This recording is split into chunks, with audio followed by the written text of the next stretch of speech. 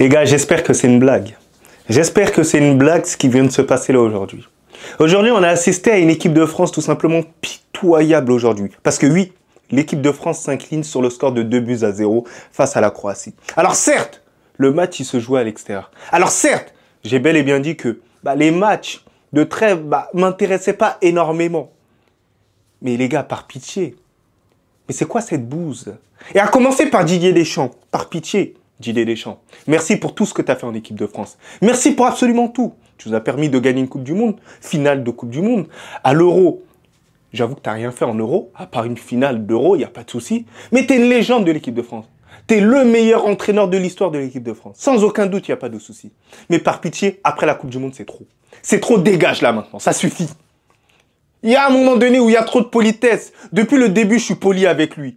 Mais avec le Real Madrid, je vois du haram ball. Là, c'est du starfoula ball, les gars. Là, le match qui s'est déroulé là aujourd'hui, ça m'a brûlé les yeux.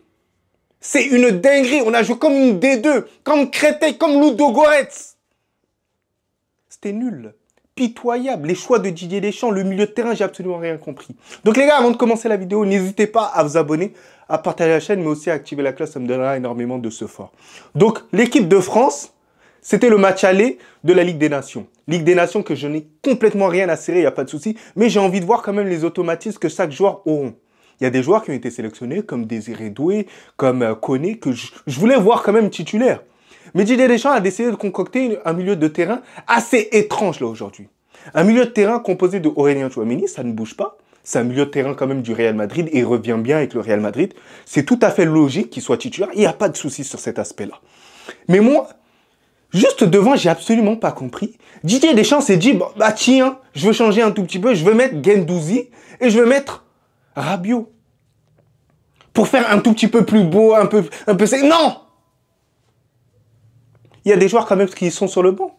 Des joueurs qui ont été assez bons. C'est une ingratitude envers Eduardo Camavinga.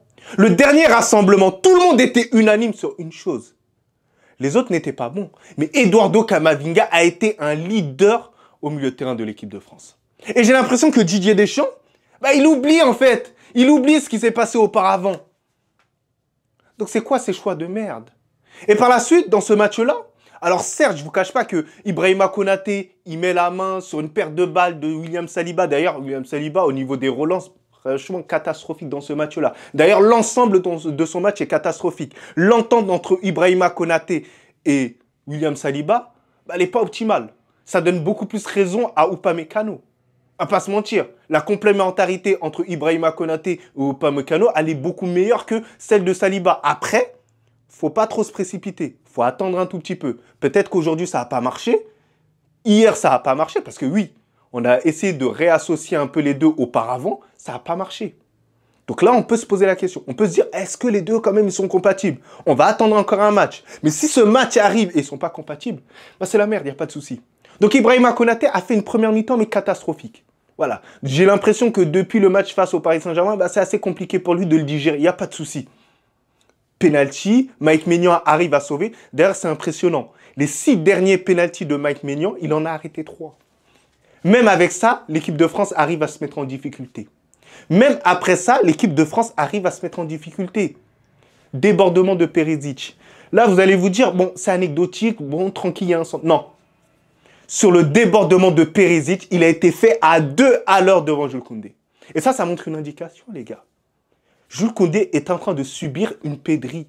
Jules Koundé est en difficulté là maintenant. Il est fatigué. Il est fatigué.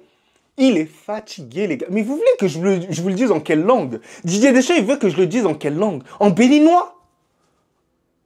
Jules Koundé, il en peut plus, les gars. Il joue tous les matchs du FC Barcelone. Il vient en équipe de France. Il n'arrive pas à accélérer. C'est même pas en termes de niveau. Franchement, je l'aurais critiqué. Mais ça se voit que dans ce match, il n'a pas d'énergie miskin. Il m'a fait de la peine là sur le terrain là aujourd'hui. Il manquait de lucidité sur absolument tout. Pour ceux qui ont vu le match, mais c'était flagrant. Je me suis dit, mais il est fatigué, il est drogué, il a quoi? Soit, première solution, il était fatigué. Deuxième solution, il était sous snus. Il était bourré avant le match. Les gars, c'est incroyable. Même si on n'a pas eu pitié, parce que Didier Deschamps, il avait la possibilité de faire sortir Jules Koundé à la place de Ibrahima Konaté. Mais même ça, Même cette pitié, même cette grâce pour Jules Koundé, il n'a même pas eu le droit de tout ça. Et moi, je suis frustré, les gars. Déjà, Kolo Muani, je ne l'ai pas vu fantomatique. Il n'y a pas de souci. Mais Kolo Muani, ce n'est pas le joueur que j'attendais énormément. Voilà, je sais très bien que lui, il dépend énormément des joueurs autour de lui. Mais juste à côté, Mbappé. Mbappé, ça fait un certain temps que tu n'étais pas en équipe de France. Ça fait un certain temps que tu t'es reposé pour être à 100%. Tu nous as vendu tout ça.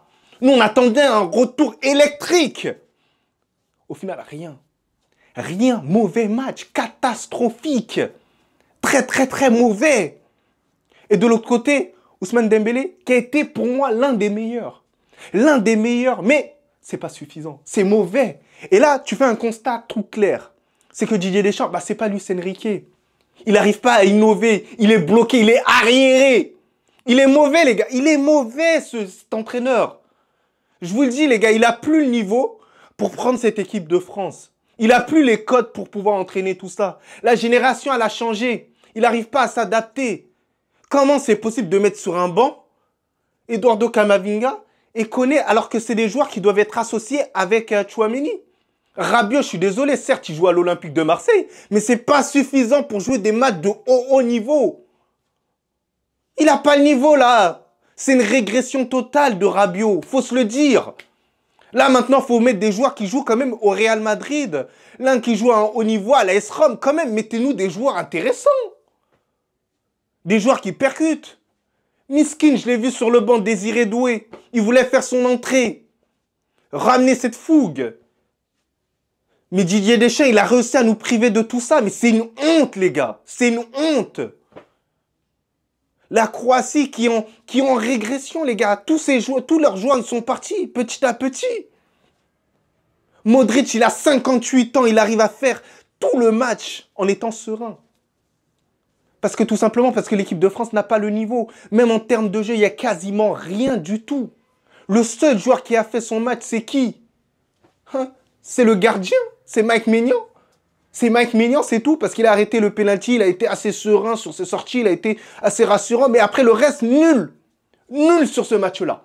Nul, absolument nul. Et ce qui me fait de la peine, c'est qu'on va dire que Tchouaméni, il a été mauvais parmi Guendouzi et Rabiot. Mais qu'est-ce que tu veux qu'il fasse à côté de deux cancres qui ont joué mal là sur ce match-là, sérieusement? Mettez-nous des vrais joueurs. Des joueurs comme Eduardo Camavinga, des joueurs comme Koné. Mettez-nous des joueurs assez agréables à jouer.